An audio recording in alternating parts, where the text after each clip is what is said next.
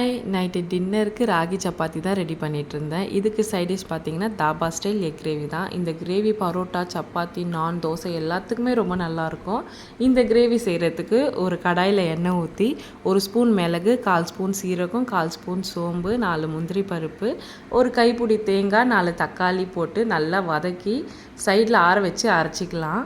அதே கடாயில் 1 ஸ்பூன் எண்ணெய் ஊற்றிட்டு 1/4 ஸ்பூன் மிளகுத்தூள், 1/4 ஸ்பூன் உப்பு போட்டு அரிஞ்சு வச்ச முட்டையும் சேர்த்து வறுத்து எடுத்து சைடில் வச்சுக்கலாம். அதே கடாயில் 2 ஸ்பூன் எண்ணெய் ஊற்றி ஸ்பைசஸ் ஆட் பண்ணிவிட்டு 1 வெங்காயம், 1 வரமிளகா, மிளகாத்தூள், தனியாத்தூள், கரம் மசாலா, மஞ்சள் தூள் ஆட் பண்ணி அரைச்சி வச்ச பேஸ்ட்டையும் அதில் ஆட் பண்ணிவிட்டு தேவையான அளவுக்கு தண்ணி ஊற்றி மூடி போட்டு எண்ணெய் பிரிஞ்சு வர அளவுக்கு வந்தக்கப்புறம் இது கூட தண்ணி கொஞ்சம் ஊற்றிட்டு உப்பு ஆட் பண்ணிவிட்டு அரிஞ்சு வச்ச முட்டையும் அதில் சேர்த்துட்டு கொத்தமல்லி தூவி இறக்குனா சூப்பரான dhaba style egg gravy ready. இது ரொம்பவே நல்லாயிருக்கும். கண்டிப்பாக ட்ரை பண்ணி பாருங்கள். இதே மாதிரி நெக்ஸ்ட் ஒரு வீடியோஸில் பார்க்குறேன். பாய்.